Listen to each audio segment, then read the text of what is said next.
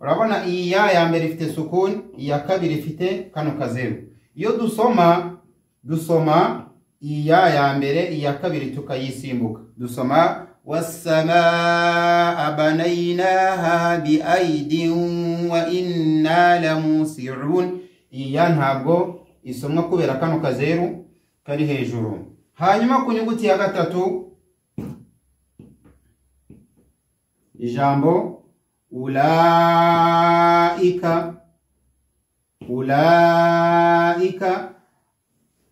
Niducunga neza urasanga iyi wawu hamza ifite dhamma ikurikiye na wawu ariko ifite kano kazeru. Hari bamwe bajya bashaka rero gusoma bagashaka kuzamura u cyangwa se nko kwijambo ulul albabe bagasoma ulul albabe, ni kosa. Iyi wawu ifite kano kazeru ntijya isomwa. Twahagarara cyangwa se twakomeza ubwo dusoma ulaika. Yi wawu mu mategeko y'imisomere ntabwo isomwa.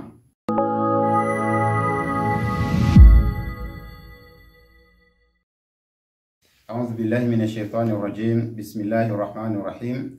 الحمد لله رب العالمين والصلاة والسلام على رسول الله صلى الله عليه وعلى آله وأصحابه ومقرئ القرآن مع محبه.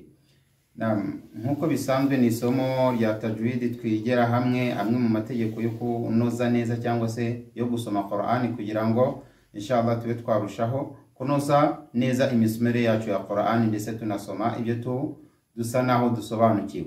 Naam, uyu munsi nifuje ko hari ibimenyetso, bimwe mu bimenyetso tugenda tubona cyangwa se dusoma ariko bamwe mu basomyi badasobanukiwe ibyari cyangwa se akamaro kabyo. Nifuzaga ko uyu munsi twaganira cyangwa se twareba hamwe bimwe muri ibyo bimenyetso inshallah kugira ngo nujye usoma nawe ajya abasobanukiwe ibyo bimenyetso ibyari byo. Naam, hari ikimenyetso, hari akazeru kajya kaza ku nyuguti eshatu, kuri alif, nanone kakaza kuri ya, nanone kakaza kuri wawu. Aka kazeru gateye kaba gateye nka gatanu yo mu cyarabu bahita aswifirul mustadir. Aka kazeru zagasanga kuri zimwe muri izi nyuguti eshatu. Aka kazeru mu misomere iyo kaje ku nyuguti iteye kurivuga ko iyo nyuguti ya alif kari hejuru cyangwa se nimba ari ya kari hejuru cyangwa se nimba ari wawu kari hejuru, iyo nyuguti ntisomwa twaba duhagaze cyangwa se twaba dufatanyije. Urugero,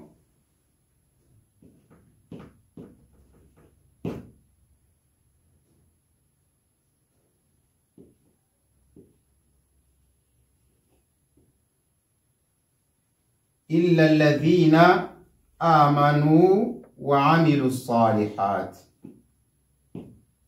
Hano harimo kano ka alif.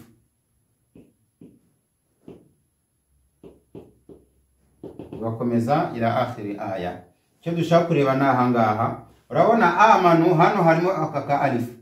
Nuwa ngo ni twasoma illa alladhina amanu, duhagaza hangaha iyi alifu ntiribuze gusoma.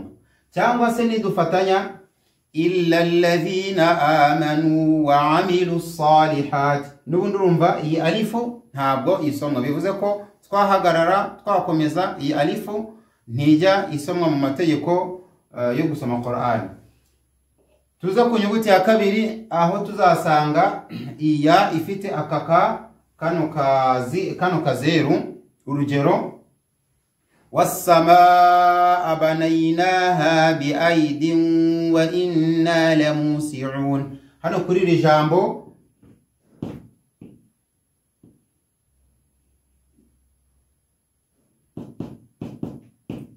bi aidi,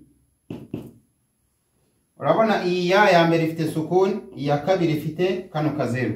Iyo dusoma iyi ya mbere, iya kabiri tukayisimbuka. Dusoma was-samaa banaynaha bi aydin wa inna lamusi'un. Iyi ntabwo isomwa kubera kano kazeru kari hejuru. Hanyuma ku nyuguti ya gatatu, ijambo ulaika, ulaika niducunga neza urasanga iyi wawu hamza ifite dhamma ikurikiwe na wawu ariko ifite kano kazeru. Hari bamwe bajya bashaka rero gusoma bagashaka kuzamura u cyangwa se nko kwijambo ulul albabe bagasoma ulul albabe, ni ikosa. Iyi wawu ifite kano kazeru ntijya isomwa, twahagarara cyangwa se twakomeza ubwo dusoma ulaika, ulaika. Yi wawu mu mategeko y'imisomere ntabwo isomwa. Hanyuma hari ahantu hafite irengayobora muri Qur'an, hari hamwe mu hantu muri Qur'an hafite irengayobora hagera muri habiri. Ahambere kwijambo qawarira min fiddatin qaddaruha taqdira, muri yo aya iryo jambo qawarira irimo. Nuvuga ngo muri suratul insan harimo qawarira ebyiri. Qawarira ya mbere isoza aya ibanza ntabwo rero turi kuvuga qawarira muri aya ikurikira muri yo aya nsomye qawarira min fiddatin qaddaruha taqdira.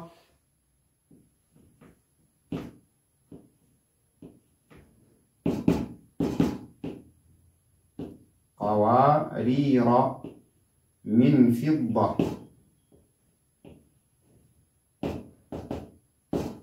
nuko byanditse. Iyi qawarira ya kabiri igihe dukeneye guhagarara ahangaha, ubundi tuzi ko iteko rivuga ngo twahagarara twakomeza iyi alif ifite kano kazeru ntisomwa. Gusa hano muri iyi aya qawarira min fiddatin, iyo duhagaze dushobora kuba twahagarara mu buryo bubiri. Icyambere ni uburyo busanzwe qawarir, ubusanzwe bwo guhanagura iyi alif ifite kano kazeru. Uburyo bwa kabiri twemerewe guhagarara ni uguhagarara iyi alif isomwe cyangwa se igafatwa nka alif mada, tugasoma qawarira hano muri iyi aya. Aho ngaho ni itegeko, ni irengayobora cyangwa se na ahantu hamwe mu hadakurikiza itegeko. Hanyuma ahantu ha kabiri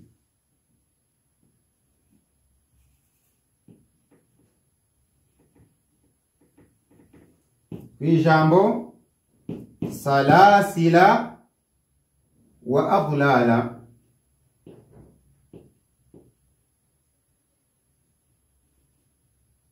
salasila wa aghlala gutya. Igihe dukeneye guhagarara ahangaha, ubusanzwe twabonye ko iyi alif idasomwa, twahagarara twafatanya. Ubwo ubusanzwe iteko dusoma gute? Salasil, dukeneye guhagarara ahangaha. Mu gufatanya bwo n'uyu usanzwe salasila wa aghlal. Mu guhagarara salasil tugasoma lam ifite sukuni, kubera ko lam ifite fatha dukeneye kuyihagararaho irahita igira sukuni. Naam. Hanyuma ubundi buryo bwa kabiri guhagarara kuri iri jambo, ushobora guhagarara salasila, iyi alif ikaza nka alif mada cyangwa se nka alif yo kuzamura kuri iri jambo. Ubwo ni amagambo abiri muri suratul mursalati agira irengayobora. Mu gihe dushobora gukenera guhagarara, tukaba izi alif dushobora kuba twazisoma cyangwa se zabarwa cyangwa se ntizibarwe. Ubwo buryo bubiri bwose buremewe. Gusa ubu buryo bwemewe ku muntu usoma riwayatu Hafsa tariqi Shatibiya, cyangwa se mu yandi magambo ku muntu uri gusoma maddu al-munfasil akayigira kane. Apana ku muntu usoma maddu munfasil ayigira kabiri. Ntabwo ubu buryo uko ari bubiri bwemewe. Icyakora ni ugukurikiza itegeko bisanzwe, iwahagarara wakomeza izi alifu zikaba zata agaciro. Naam. Tugiye ku kimenyetso cya kabiri. Hari akazeru gateye nk'igi, noneho bayita as-sifrul mustadil qaima. Akazeru gateye nk'igi kajya kaza ku nyuguti ya alif gusa. Dukurikire neza, aka kazeru kaza ku nyuguti ya alif gusa. nukuvuga ngo rero iyo aka kazeru gatandukanye n'akambere, akambere ko gateye gutya, akambere ko gateye gutya na akazeru gasanzwe cyangwa se gateye nka gatanu mu cyarabu, mu gihe akangaka ari akazeru kagize ute gahagaze, gateye nk'igi rihagaze. Iyo kaje ku nyuguti rero bigenda bite aka kazeru gateye gutya? Iyo kaje ku nyuguti, igihe twafatanyije iyo nyuguti ntisomwa cyangwa se irahanagurwa, igihe twahagaze iyo nyuguti irasomwa. Igihe twafatanyije, iyo kaje kuri iyi alifu, kubera ko kaza kuri alifu gusa, iyi alifu ntabwo igira ute isomwa. Urugero, qala ana khayrun minhu.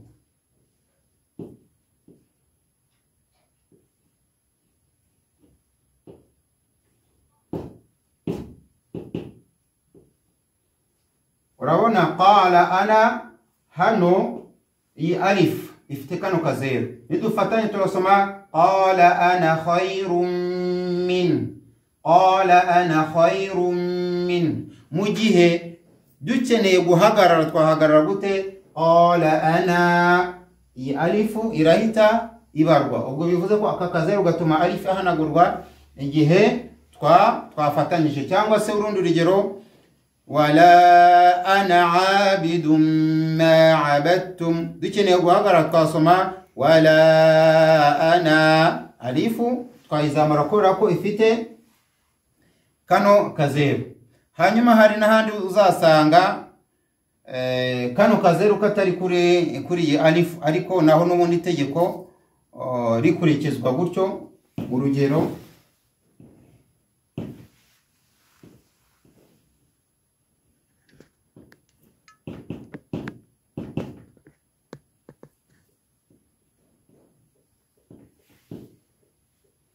ana nadhiru, ana nadhir, ana nadhir. Nukuvuga ngo iyi alifu na hano yagombye kuba ifite kano kazeru, ariko ntabwo biriwe bagashyiraho kubera ko n'ubusanzwe nidufatanya iyi alifu ntidushobora kuyizamura kubera ko yakurikiwe na shadda. Iyi alifu itiburizwamo, ariko dukeneye guhagarara dusoma ana n'iri jambo, cyangwa se hano hateye gutya naho haza mu muryango w'izi alifu zifite kano kazeru gateye gutya, cyangwa se nk'uko twabonye ko kitwa aswifrul mustadir qaima. Ubwo ni ukugatandukanya na kariya kazeru ka mbere twabonye, akako iyo uhagaze alifu irazamurwa cyangwa se alifu irabarwa, mu gihe kariya ka mbere wahagarara wakomeza byose itagira ute idasomwa. Na ikindi kimenyetso wenda tureba,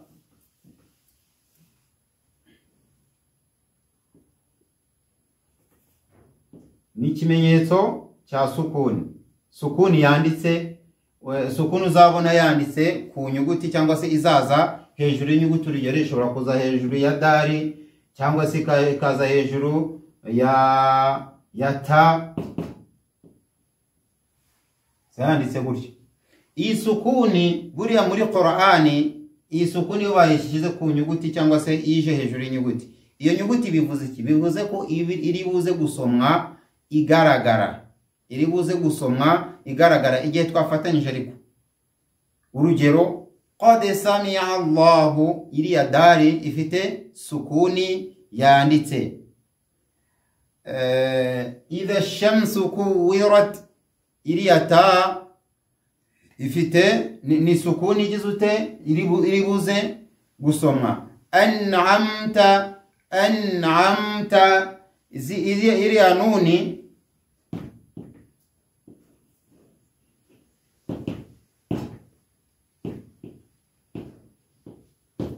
iyi nuni yagize sukuni kubera ko iri buze gusomwa mu buryo bugize ute bugaragara. Ni mimu yagize sukuni, bashyizeho sukuni yanditse kubera ko iri busomwe mu buryo bugaragara. Hanyuma inyuguti ziri buze gusomwa mu buryo butagaragara, sukuni yazo ntibazandika.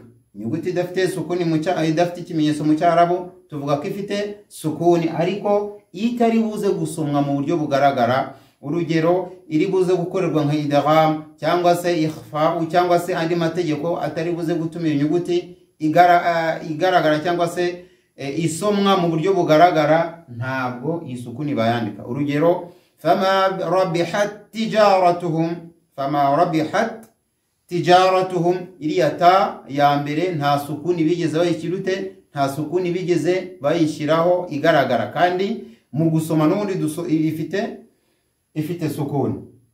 Ako nako wenda umuntu aba agomba kukamenya kugira ngo igihe usoma binakorohereze, cyangwa se muri Qur'ani mu gihe uri gusoma tilawa binakorohereze usome uri muri Qur'ani wihuta. Hari izindi nyuguti zikaza mu ishusho ntoya, cyangwa se zikaza ari inyuguti ntoya.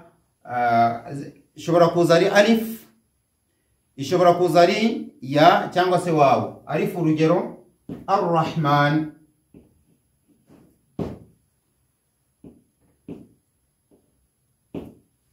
imim hejuru nureba neza ifite tuyita ngo ni alif saghira muri qaidatu nuraniya. Aka alif nako kabarwa nka alif ndende. Ibi bimeze nk'uko bari kwandika Ar-Rahman gutya bagashyiramo alif ndende, ariko kubera ko amategeko y'imyandikire babashyiramo alifu ntoya cyangwa se alif saghira, iyi nayo ibarwa nka alifu nini. Hakaza wawu, urugero lahu da'watul haqq.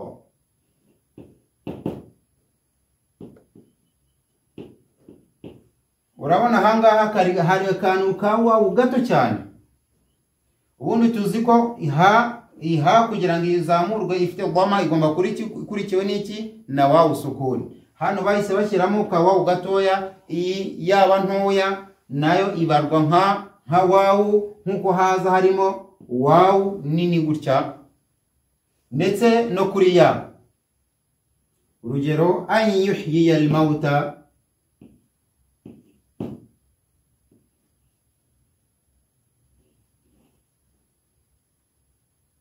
hano hazamo kaya gato bashyiramo ahangaha gafite kasra. Iya nayo ibarwa nka ya nini, nayo tuyisoma tuhaye ikimenyetso nkuko ya nini ihabwa ikimenyetso. Hari ahandi muri suratu al-Anbiya uzasanga muri aya ivuga iti wa kadhalika nunjil mu'minin, banditse gutya